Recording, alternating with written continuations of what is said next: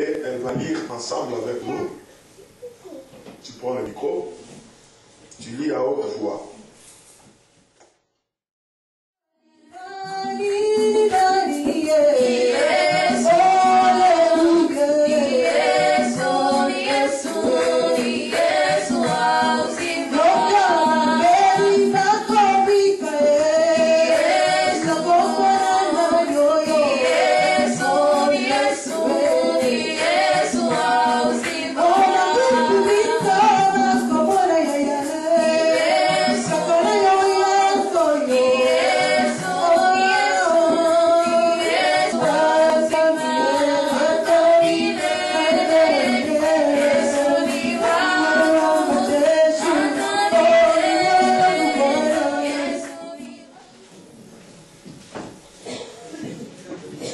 Versets 15 à 17.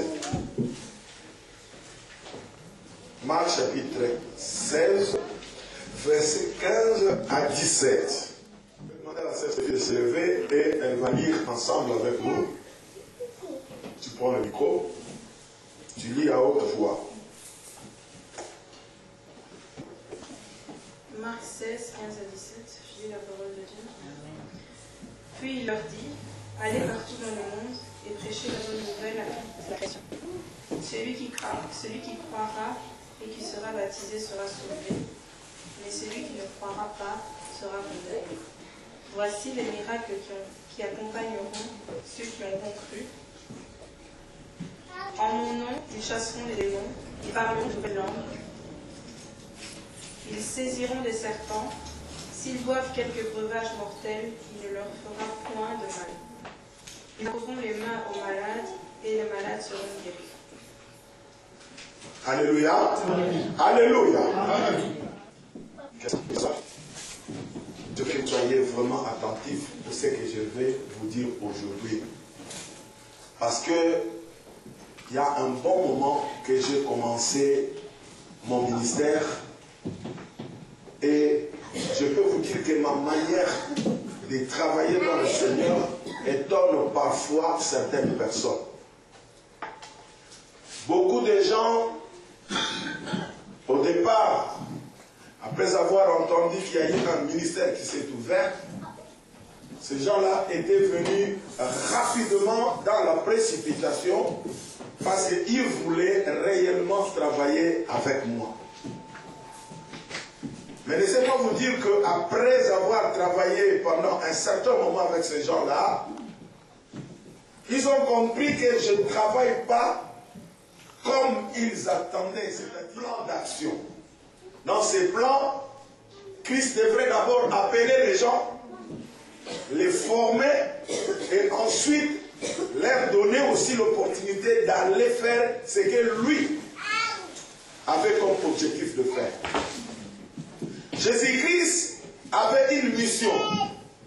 Dans sa mission, il devrait guérir les malades, il devrait libérer les captifs, il devrait prêcher les gens, il devait faire tellement beaucoup de choses. Mais cette mission, il l'avait seulement pour 3 ans. Et après, il avait encore un autre travail à faire au ciel. Alors pour atteindre sa mission pendant ces 3 ans, il devrait normalement appeler les gens, le former.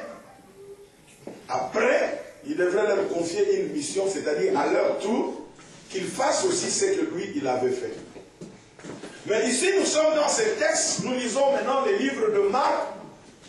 Et l'évangéliste Marc, quand il parle, il dit ceci, que Jésus, à la fin de sa mission, c'est-à-dire après avoir préparé ses disciples, regarde que Jésus-Christ le réunit, et qu'il leur dit ceci, écoutez.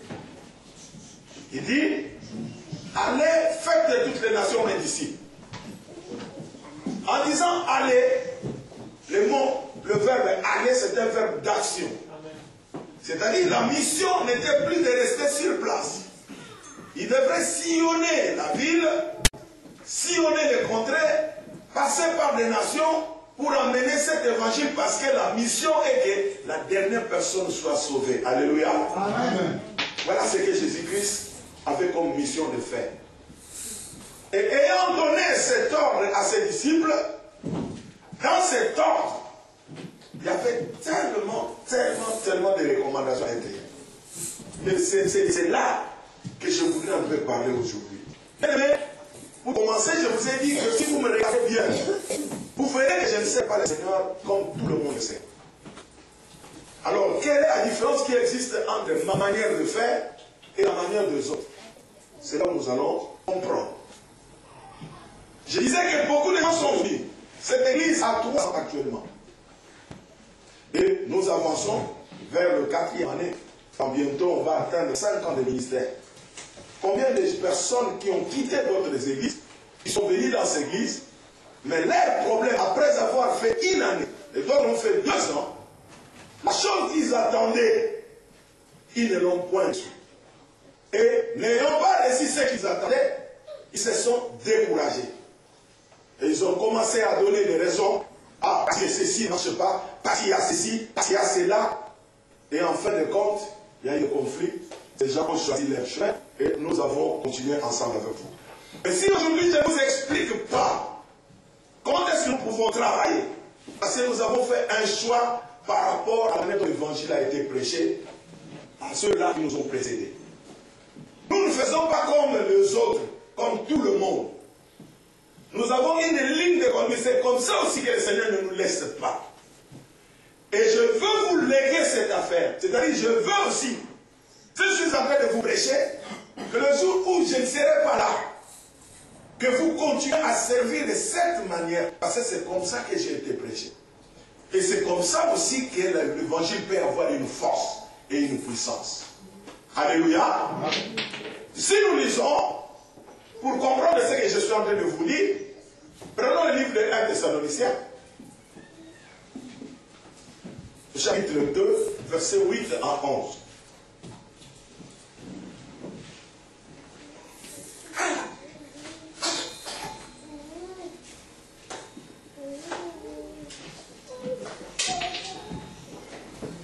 Alléluia.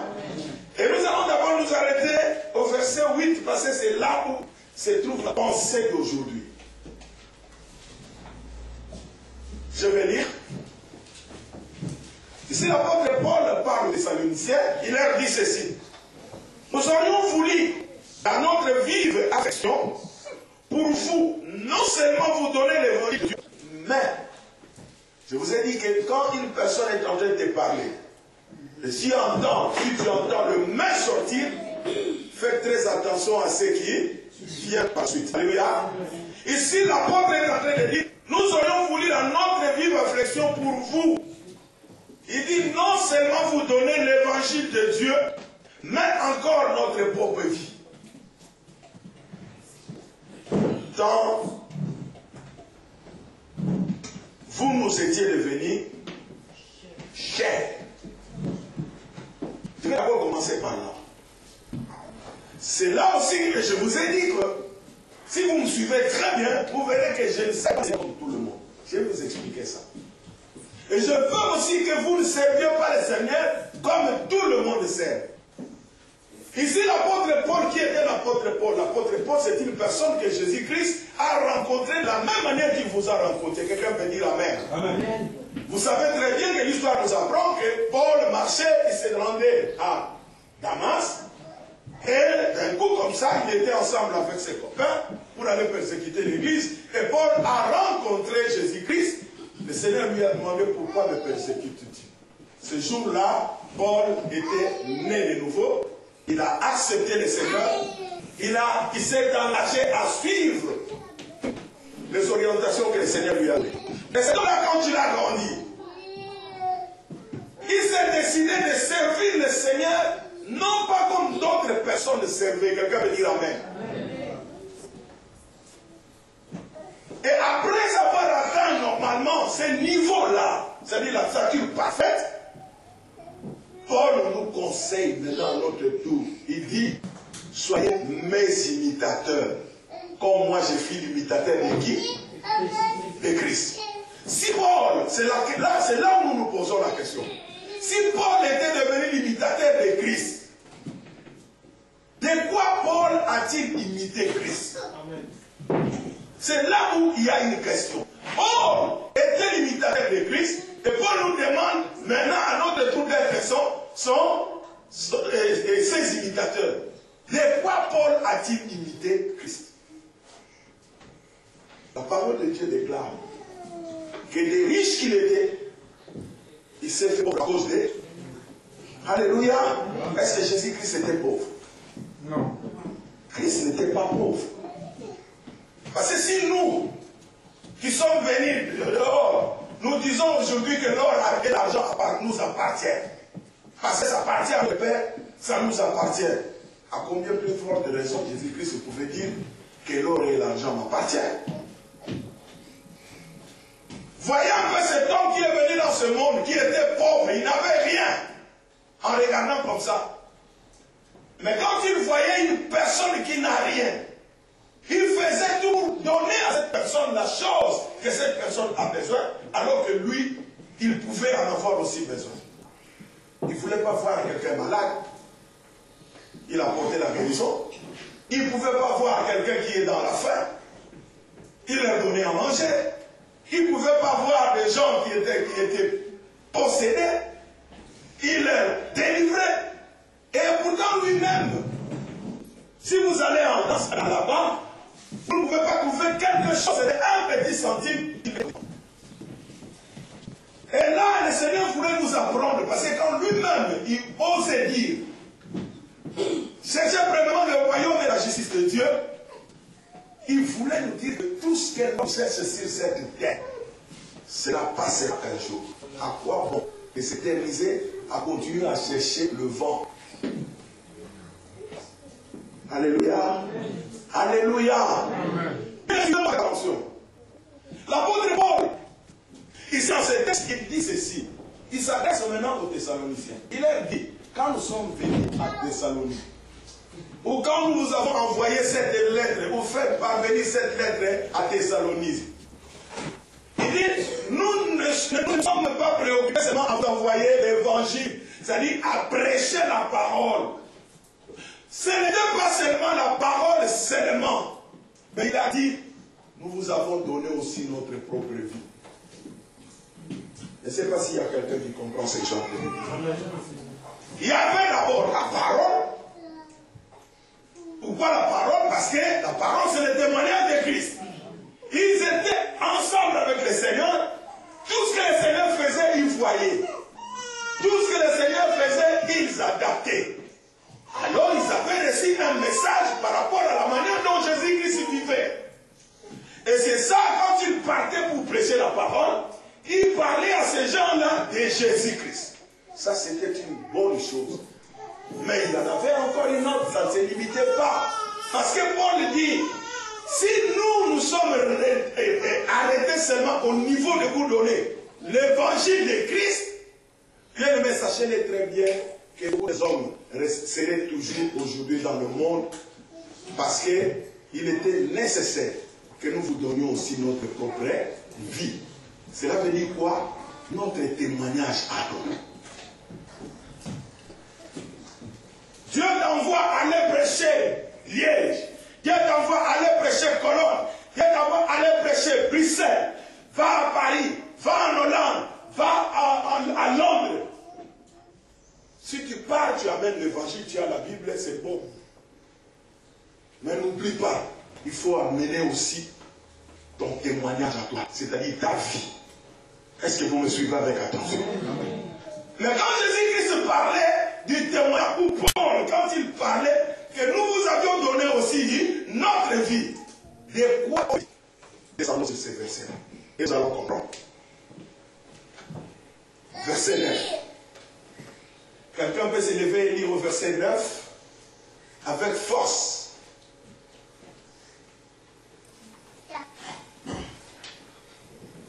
Oui, ma soeur.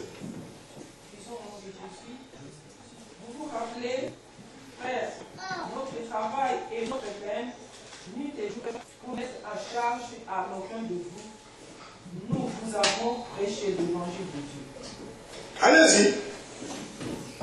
Vous êtes témoins et les aussi, et nous avons eu envers vous, croyez une conduite sainte, juste et irréprochable. Vous savez aussi que nous avons été pour chacun de vous ce qu'un père est pour ses enfants.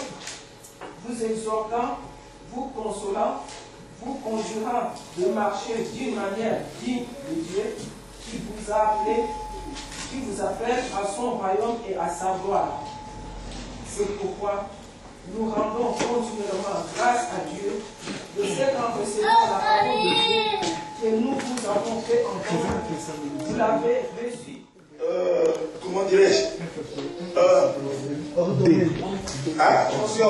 qui sont ordonnés par une même personne. Ces deux personnes, quand ils rentreront dans l'exercice de leur ministère, la différence qui se ferait entre ces deux personnes, celui-ci est pasteur, l'autre est pasteur, la différence viendra seulement de la consécration. Est-ce que vous êtes en train de me comprendre? Amen.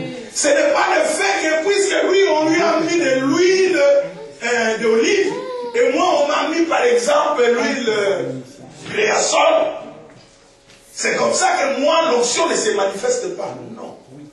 L'onction de Dieu, si vous voulez faire un ministère élogieux, si vous voulez faire un service élogieux, bien aimé, écoutez-moi ce que je suis en train de vous dire. La parole de Dieu donne droit aux serviteurs de Dieu, ceux qui travaillent à l'autel, qu'ils mangent aussi à l'autel. Est-ce que vous me suivez? La Bible le déclare. Nous allons lire ça avec force, parce que j'ai préparé tous ces versets pour vous.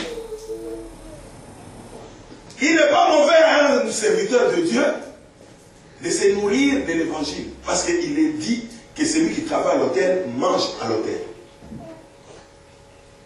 Mais parmi ces gens-là qui ont entendu le Seigneur donner cet ordre, il y a eu d'autres personnes qui ont choisi d'autres manières pour se surpasser. Et si aujourd'hui vous voyez, Jésus-Christ avait des disciples, il avait combien de disciples il avait formés? Mais quand nous lisons l'histoire, nous voyons qu'il y a un homme. Celui-là n'était pas ensemble avec Jésus-Christ. Il est venu après. Ayant été prêché par le Saint-Esprit, lui, il a opté pour une autre manière. Et cette manière, la Bible l'a écrite ici. Et peu de serviteurs de Dieu s'en servent. Beaucoup de gens jettent toujours leurs yeux. Jésus-Christ a dit, celui qui travaille à l'autel mange à l'autel. Mais on ne fait pas une doctrine au travers d'un seul verset. Si vous lisez la Bible, si vous trouvez un verset, fouillez dans la Bible. Peut-être que vous trouverez encore le Seigneur à parler autrefois d'autres choses. Parce que la parole de Dieu, elle est révélatrice. La parole de Dieu ne sort pas, but comme ça en une seule fois et ça s'arrête. Non. Dieu parle progressivement. Alléluia. Jusqu'à arriver à atteindre l'objectif qu'il veut former pour son peuple. Lisons la Bible, bien aimé. Vous allez comprendre ce que je suis en train de vous dire. Il y a Paul ici qui parle. Paul dit, écoutez, quand je suis venu chez vous, Thessaloniciens, vous avez vu mon témoignage. Je vous ai prêché la parole de Dieu. Mais ayant prêché la parole de Dieu, je ne me suis pas laissé à ce niveau. Je vous ai donné ma vie. Il leur rappelle maintenant, il leur dit, rappelez-vous de la manière dont j'ai travaillé. Paul était à Thessalonique. Paul est passé dans plusieurs églises. Quand vous voyez Paul, la vie de Paul, je peux vous donner un exemple dans Actes chapitre 18. Vous allez comprendre Paul.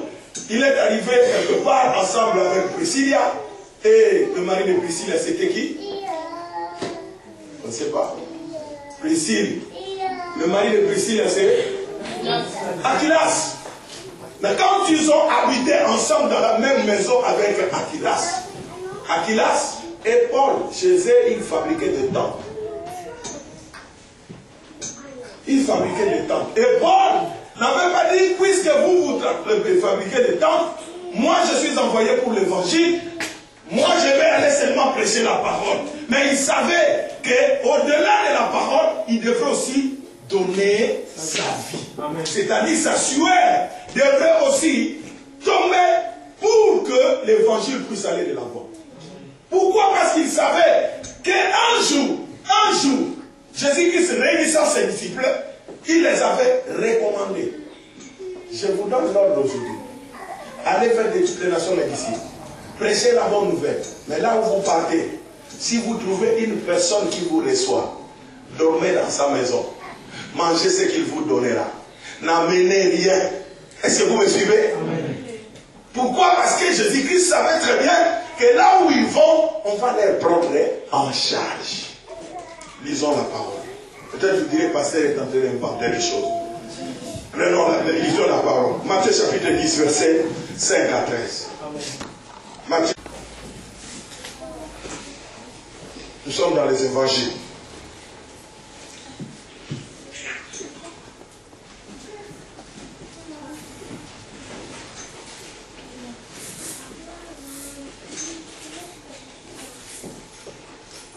Matthieu 10, 5 à 13.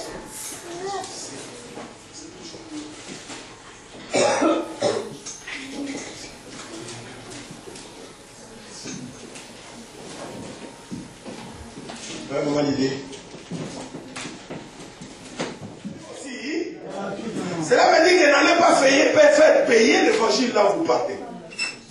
Continuez.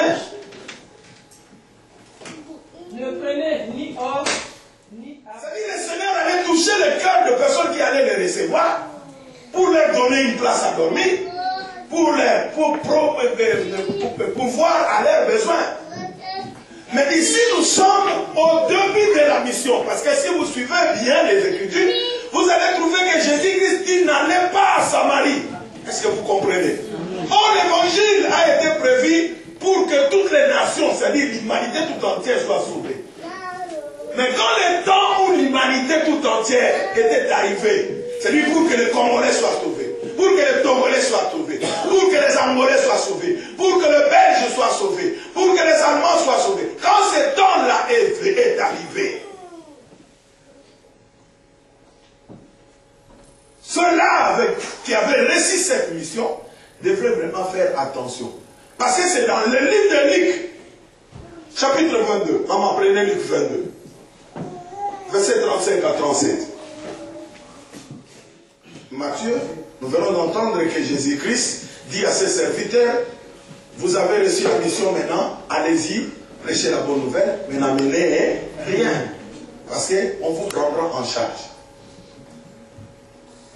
Maintenant, nous sommes arrivés maintenant au temps où l'évangile doit être prêché maintenant pour toucher les nations. Et pour que l'évangile puisse toucher les nations, Jésus dit maintenant, au départ, nous avons entendu un main. Et maintenant, il y a un adverbe de manière, c'est l'adverbe de manière, je crois.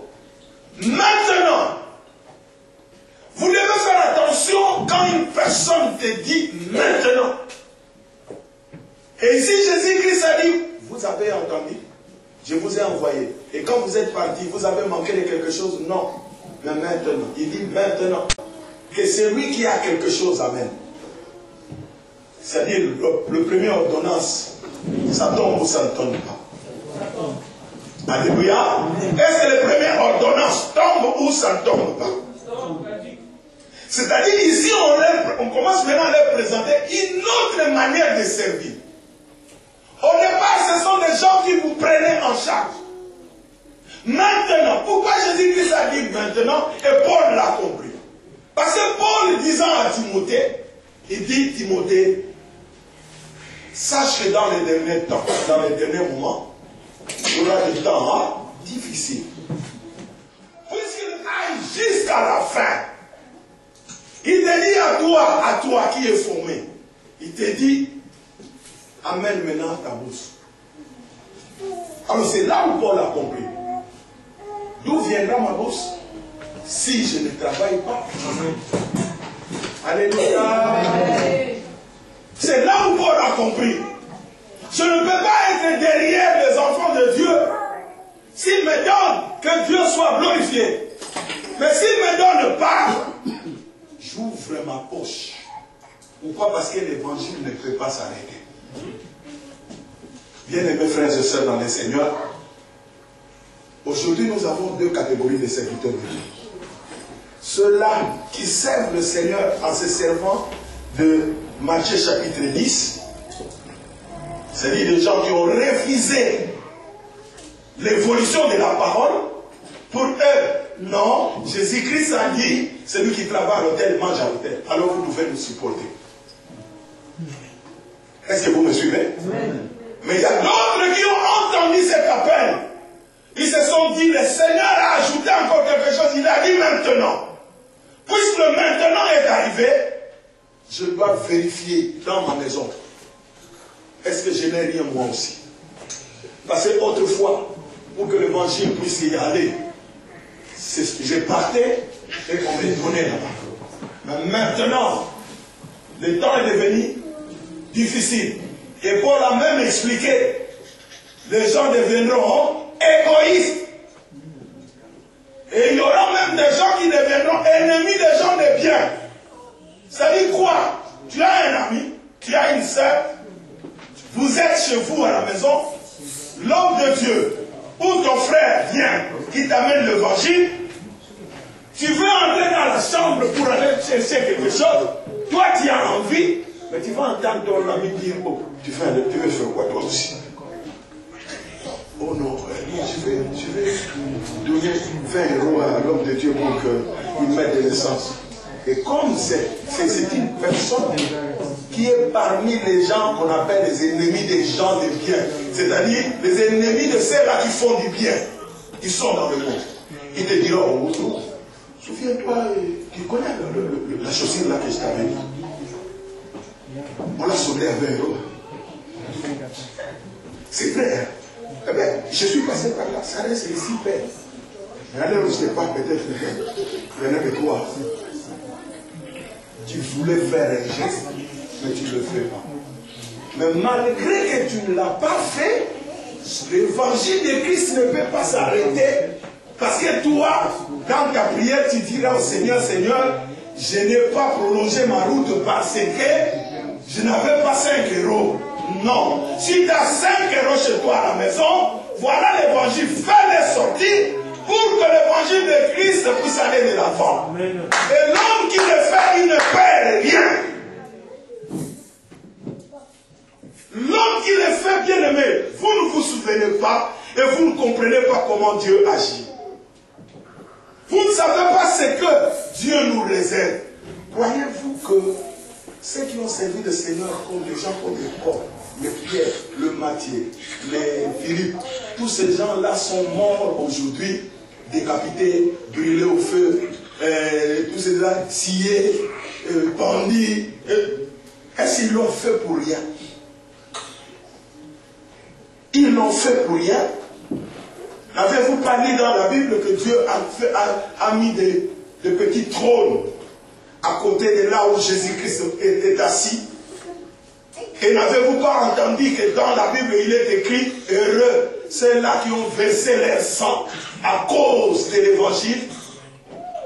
Bien aimé, qu'est-ce que vous pouvez recevoir ou retenir ou recevoir dans ce monde qui s'y passe le bonheur que Dieu nous réserve au ciel?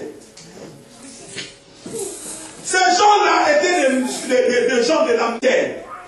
Ils sont morts sans Yoshi. Ils sont morts. Est-ce que vous croyez qu'il n'y avait pas de la laine quand eux étaient vivants? Est-ce que vous ne croyez pas que ces gens-là avaient aussi le privilège? Mais c'était des gens qui parlaient et la chose s'accomplissait. Et surtout qu'ils étaient tellement obéissants, s'ils demandaient à Dieu, Père, nous voulons avoir un bateau pour traverser la rivière, aller prêcher de l'autre côté. Dieu allait le faire, mais ils ne l'ont pas fait.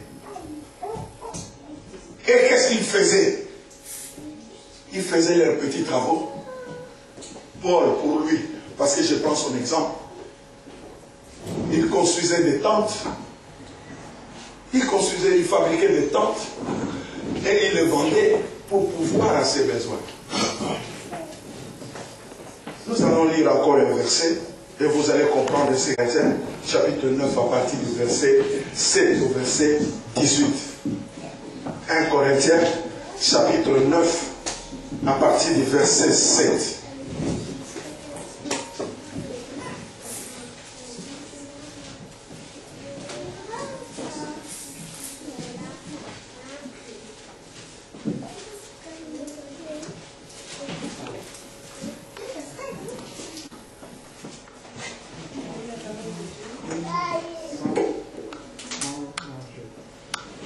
Qui jamais est engagé dans une armée à ses propres frais? Qui est-ce qui plante une vigne et n'en mange pas le fruit? Qui est-ce qui fait paître un troupeau et ne se nourrit pas du lait du troupeau? Ces choses que je dis n'existent-elles que dans les usages des hommes? La loi ne les dit-elle pas aussi? Car il est écrit dans la loi de Moïse, tu ne muselleras point le bœuf quand il foule le grain. Dieu se met-il en peine des bœufs ou parle-t-il uniquement à cause de nous? Oui, c'est à cause de nous qu'il a été écrit que celui qui laboure doit labourer avec espérance, et celui qui foule le grain, fouler avec l'espérance d'y avoir part. Continuez. Si nous avons semé parmi vous les biens spirituels, est-ce une grosse affaire si nous moissonnons vos biens temporels? Si d'autres jouissent de ce droit sur vous, n'est-ce pas plutôt à nous d'en jouir?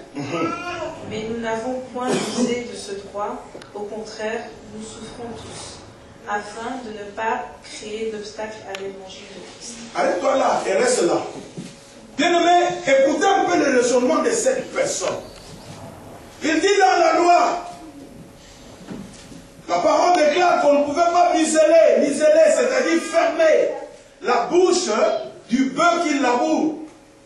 Parce que quand le bœuf laboure, souvent on met ce qu'on appelle le sel. Hein? Il y a un truc là qu'on met sur la bouche là, on lui ferme la bouche. Le cheval aussi on le met ça. Hein, quand tu cours. Et quand le bœuf laboure, on ne met pas cette affaire. On lui laisse libre. Il laboure, pendant qu'il laboure, il peut trouver quelque chose, il mange. Mais Dieu prend cet exemple et dit, si Dieu permet au bœuf de pouvoir manger la terre qu'il laboure, ce qui sort de la terre qu'il laboure, est-ce qu'il a fait seulement pour le bœuf? N'est-il pas un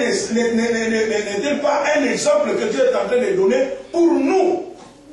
Où est le mal si un serviteur de Dieu se présente ici, il travaille par exemple chaque mois, il est là, il travaille, il transpire à cause de l'évangile? Quel est le mal s'il vous donne des choses spirituelles, qu'il récolte les choses de ce monde, c'est-à-dire vous lui donnez par exemple du maïs, du sémoule, de la viande, pour qu'il puisse vivre. Il est où le mal? Mais il dit, non, ce n'est pas pour ça. Qui est l'homme qui va en guerre? C'est-à-dire, il est dans l'armée pour aller en guerre. Il doit aller lui-même dans le magasin, il achète son vêtement, il achète son arme, il vient et puis il part en guerre. Le soldat qui veut aller en guerre, il est dans la charge de celui qui l'a engagé. Alléluia. Et c'est comme ça que Dieu est en train de parler. Ma soeur continue. Mais maintenant il nous parle maintenant. 13. Ne savez-vous pas que ceux qui remplissent les fonctions sacrées sont nourris par le temps? Que ceux qui servent à l'autel ont part à l'autel? De même aussi, le Seigneur a ordonné à ceux qui annoncent l'évangile de vivre de l'évangile. Pour moi, je n'ai usé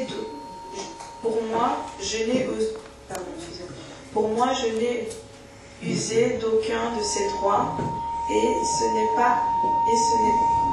n'est pas afin de les réclamer en ma faveur que j'écris ainsi, car j'aimerais mieux mourir que de me laisser enlever de ce sujet de gloire. Alléluia. Bien-aimé, suivez cet homme, l'apôtre Paul. Il dit, lui aussi, il pouvait bénéficier de ses droits. Parce qu'il travaillait à l'hôtel, c'est-à-dire les gens pouvaient lui prendre en charge comme Dieu le recommande. Mais il dit, pour moi, Paul, j'ai choisi une autre voie. Je n'ai pas isé d'en profiter de ces privilèges. Et moi, Paul, j'ai choisi la voie de la souffrance. Parce que je ne voulais pas que je sois une occasion de chute pour ceux-là qui viendront. Paul est clair dans cette affaire. Le verset 15 explique la situation très très claire. Je vais lire au 15. Pour moi, je n'ai usé d'aucun de ses droits et ce n'est pas afin de les réclamer à ma faveur que je fuis ainsi. Je m'aimerais mieux mourir que de laisser enlever ce sujet de gloire. C'est-à-dire ne pas recevoir quelque chose de la part d'une personne, c'est un sujet de gloire pour Paul. Et pourtant dans ce monde, si on te donne quelque chose, c'est un sujet de joie pour la personne qui reçoit. Mais dans les seigneurs, c'est l'inverse. Alléluia. Vous savez, dans le monde ici, si on te donne quelque chose, c'est toi qui es heureux. Parce que tu as reçu. Mais dans le monde de Dieu, ce n'est pas comme ça. C'est celui qui donne qui est heureux. Alléluia. Et le jour où moi j'ai compris ce verset, quand le pasteur m'avait prêché ce verset, il m'a dit, bien-aimé pasteur, écoutez bien, vous irez évangéliser la parole. Quand vous entendez la parole déclarer que soyez mes imitateurs, faites très attention. En quoi devions-nous imiter Paul? Paul n'avait pas servi le Seigneur de la même manière que les autres. Si d'autres recouraient dans les poches des gens, Paul ne recourait pas derrière les gens. Bien au contraire, Paul faisait ce qui était à lui, sortir ce qui était à lui, pour servir le Seigneur. Aujourd'hui, vous voyez, les églises sont pleines. Il y a même des serviteurs de Dieu qui n'ont rien en eux. Mais ils sont devenus serviteurs parce qu'il y a des dîmes. Alléluia. Ils sont devenus serviteurs de Dieu parce qu'il y a la gloire. Ils sont devenus serviteurs de Dieu parce qu'il y a l'honneur. Mais c'est tout. Je reviens sur le premier point. C'est parce qu'il y a l'argent. Souvent quand je sors avec mes frères pour aller évangéliser, je leur donne toujours un conseil.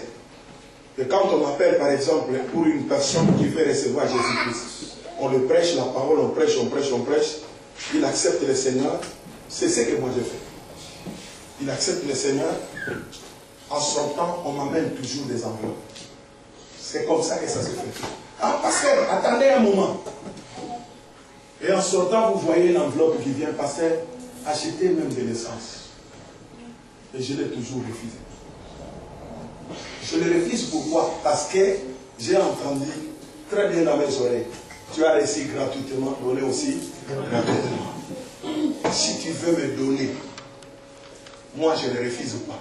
Mais que ça ne soit pas le jour où tu reçois les saluts. Parce que ça ne se paye pas. C'est quelque chose que le Seigneur a souffert, sur la croix pour nous, c'est une grâce qu'on appelle charisme, que nous avons obtenu gratuitement. Le travail a été fait. Tu vas me donner l'argent pour effacer la grâce que tu viens de recevoir. C'est comme ça que je dis même à mes enfants, ceux-là qui marchent avec moi, qui sont avec moi, ils sont témoins. Et souvent, il y a eu même une personne qui avait résisté. Mais pourquoi? Parce que tu as refusé ça. C'est une bénédiction, nous n'avons pas de laissage. J'ai dit, on va arriver. Mais ce que moi je vois, c'est qu'au-delà de ces affaires, une fois, il y a une personne qui m'appelle chez moi à la maison. Après une année, après 2 ans peut-être, qui dit, pasteur, je vais effectuer un voyage, par exemple, à Turquie. Voilà ce que je t'amène. Dieu sait bénir à sa façon. Alléluia. Mais je ne suis pas là derrière les gens pour leur demander, parce que c'est là où le diable met une piège pour les autres. Vous ne savez pas l'argent que vous recevrez, vous ne savez pas d'où cela est-il venu. Quelqu'un peut venir du monde des ténèbres, ceux-là qui fabriquent l'argent. Il peut ce matin même dire que cette église a des problèmes. Dans sa chambre, il prend les bouts de papier, quand il prie, ça fait sortir l'argent, il amène ça, il vient ici dans l'église. Pasteur, j'étais footballeur, j'étais joueur. Je sais comment est-ce que les joueurs finissent leur carrière. On peut te préparer au travers d'une femme, on peut aussi te préparer au travers de l'argent. Et il croit que si vous avez l'argent, alors vous avez la puissance. Alléluia. Ici, l'apôtre Paul est en train de nous rappeler. Et il dit dans le verset 18. Il dit dans le verset 18. Là, je vais demander à toute l'église de lire. Le verset 18. 9, 18. 1 Corinthiens 9, 18. C'est d'offrir gratuitement l'évangile que j'annonce, sans user des mots droits des prédicateurs de l'évangile. Quelqu'un peut lire maintenant à haute voix. J'ai lu la parole. Quelle est donc ma récompense? C'est d'offrir gratuitement l'évangile que j'annonce, sans user des mots droits des prédicateurs de l'évangile. Alléluia. Est-ce que ça, si vous écoutez ça, est-ce que ça, ce n'est pas une folie? Amen. Tout le monde est entré, ils sont restés là où Jésus-Christ avait dit, toute personne a droit aussi à l'évangile, toute personne a droit aussi qu'on lui donne ça, mais cette personne qui vient, qui vivait bien, qui avait de la famille, qui nourrissait, maintenant il y a tout un tas de personnes qui croyaient que comme il est devenu pasteur, les choses vont changer, les gens vont lui donner beaucoup de choses, il va construire des hôtels, il va construire comme on construit aujourd'hui, et lui il va tenir ce langage, il dit mon salaire à moi. Mais si nous sommes dans la nouvelle société aujourd'hui, bien aimé cette société qu'on appelle la société moderne, franchement des enfants vont te dire un jour, c'est notre papa qui nous a gâché la vie. Il a dit, écoutez, quelle est donc ma récompense? La récompense c'est quoi? C'est le salaire du travail que l'homme a fait. Amen. Quand on fait un travail, on doit avoir une récompense. Et le salaire de l'homme à la fin du mois, c'est la récompense de sa sueur. N'est-ce pas? Alors Paul dit maintenant, c'est d'offrir. Alléluia. C'est d'offrir gratuitement. C'est comme ça que depuis le jour où on m'a prêché cela, et quand je dis j'ai choisi ma voie, je dis Seigneur, je te servirai. Et en servant le Seigneur, j'ai choisi une voie. Je me suis dit Seigneur, je ne serai pas derrière l'argent. Et vous le voyez dans cette église. Est-ce que je ne mets pas ma dîme? Chaque fin du mois, je mets ma dîme. Est-ce que je suis là en train de demander à ceux-là qui gardent l'argent, est-ce que combien est l'argent de dîme il faut séparer, donnez-moi autant parce que c'est mon droit? Non, je ne le fais pas. Mais je ne le fais pas parce que, oh, vous allez dire non, parce que l'église est encore petite. Le jour où on sera 1000 personnes ici, le pasteur va commencer à bouffer l'argent. Non! Si je ne le fais pas, c'est parce que j'ai compris, il y a quelque chose qui m'interdit, qui me montre la voie. Je sais que je peux avoir l'argent comme je veux. Bien aimé, le monde peut faire quelque chose en une seconde pour que tu deviennes pauvre. Amen. Alléluia. Amen. En une seconde pour que tu deviennes pauvre. Parce qu'en disant les Écritures, j'ai compris. Et je vais vous léguer aussi cela. Celui qui est dans la vision, qu'il comprend qu'il y a une autre manière de servir le Seigneur, sans pour autant courir derrière l'argent. Et quelle est cette manière? C'est de faire sortir ce qui est à toi. Tu ne perds rien. Je vous rappelle, vous ne perdrez rien. Hébreux chapitre 6, 9 à 10.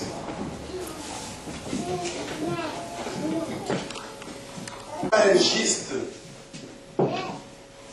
tu es en train de faire sortir ton argent pour l'œuvre de Dieu. Tu es en train de travailler pour que l'œuvre de Dieu avance. Ne crois pas que tu es en train de dépenser. Bien au contraire, l'argent que tu donnes à tes frères, à tes sœurs, tu le dépenses. Mais ce que tu donnes à Dieu, tu ne le dépenses pas. La parole de Dieu déclare que Dieu est la sentinelle de sa parole. Ce qu'il dit, il l'accomplit. Dieu veille à ce qu'il a dit. Il a dit, je ne suis pas un Dieu injuste pour oublier le travail que vous êtes en train de faire pour moi. Si vous avez un jour pris 1 centime et que vous l'avez dépensé pour que l'évangile aille de l'avant, bien aimé, vous ne l'avez pas perdu. Au jour où le Seigneur a fixé pour vous rencontrer, bien aimé, il se rendra compte de la dépense que toi tu as fait. Alléluia. Amen. Bien aimé, je vois des gens faire des affaires. Je vois des gens préparer l'argent, acheter de belles voitures, acheter des trucs inimaginables. Préparer des projets qu'un homme ne peut pas faire. Parce que quand on regarde la personne, on dit, mais non. Souvent, quand on va, par exemple, devant un immeuble, on regarde l'immeuble comme ça, on se pose la question, qui a construit cet immeuble? Mais si on vous montre cette personne, voilà le propriétaire de cet immeuble, vous posez la question, mais comment c'est bout d'homme? Permettez-moi un peu de terme. Je n'ai pas créé quelqu'un, mais qui peut parler à la manière de l'homme. Comment cette personne peut-il monter une affaire de ces gens? Mais tout ce qu'il monte là, bien aimé, cela n'a pas de la valeur aux yeux de Dieu. Amen. Dieu dit seulement que celui qui osera ramener l'un de mon enfant qui était perdu et qui est dans la boue, il le ramène vers moi. Cet homme-là, devant moi, il a tellement de la valeur. Vous ne le lisez pas. Vous investissez où? Vous ne voulez pas investir dans le domaine de Dieu. Mais vous mettez votre argent où? Alléluia. Amen. Alléluia. Amen. Bien aimé, je ne suis pas venu vous prêcher la dîme. Parce que souvent, on vous prêche la dîme. Mais moi, je suis en train de vous prêcher la ligne dans laquelle une personne peut devenir tellement heureux. Ce matin, je vous ai dit que j'ai pris du temps, j'ai même oublié que je devais sortir chez moi à 8h10 et à 9h10. On est arrivé à 9h23, on était encore chez moi à la maison. Je lisais et dans les Écritures, le Saint-Esprit, bam, flanche. N'est-ce pas ici, le dimanche, le vendredi, ça c'est très important, l'église doit se réunir dans la prière. C'est ce qui se fait aussi pour les autres à Cologne, souvent. On m'appelle seulement pour dire, pasteur, nous sommes en gêne, nous sommes dans la prière. Mais Dieu m'a dit de vous dire une chose. Si vous voulez que vos gênes et ces prières-là que vous avez faites puissent avoir de l'efficacité, Dieu vous demande une chose. Vous étiez dans la prière, voilà le message qui vous fait parvenir. Vous savez d'où est venu ce message? Alléluia. Amen. C'était le premier jour où on avait ouvert la cellule des colonnes. Ce jour-là, non, c'était le jour de l'anniversaire de Papa Claude à Cologne. Pendant que j'étais là, il y a son voisin qui est venu. Qu'est-ce qui arrivera dans ta vie? Qui est la lumière? Alléluia. Et alors la lumière apparaîtra dans ta vie comme l'aurore. Et la guérison germera près de toi. La justice marchera devant toi. Et la gloire de l'Éternel t'accompagnera. Alors tu appelleras et l'Éternel répondra. Tu crieras, il dira, mais voici. Si tu t'éloignes du milieu de toi, le jour. Alléluia. Amen. Voilà ce que nous pouvons retenir ce matin. Je m'arrête là, on a commencé en retard, on aura des occasions. Alléluia. Bien aimé, je vous en supplie. Autrement, si vous ne me comprenez pas, vous allez me suivre. Un jour, vous commencerez à dire, pasteur, mais nous ne voyons rien. Mais qu'est-ce que tu veux voir? Vous-même, il y a des livres qui rentrent, mais on ne comprend pas. Mais ceux qui rentrent, la Bible déclare qu'ils rentrent dans la maison du trésor. Et la maison du trésor, ce n'est pas ma maison. Je vais obéir à la parole. Et cet argent-ci, ça rentre pour toi, c'est pour moi, pour nous tous. Que Dieu accepte avec cette exhortation.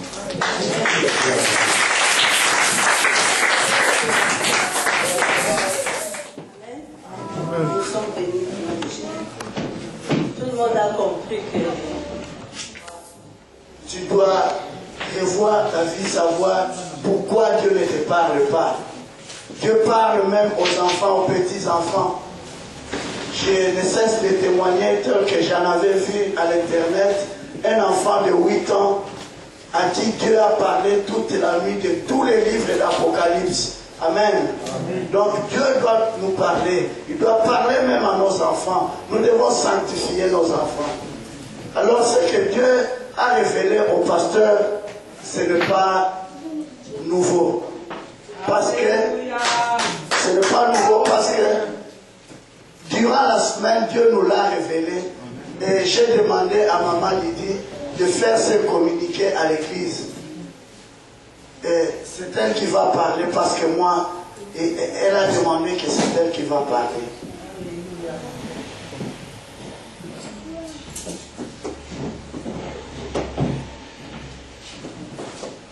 Je vous salue au nom du Seigneur Jésus-Christ.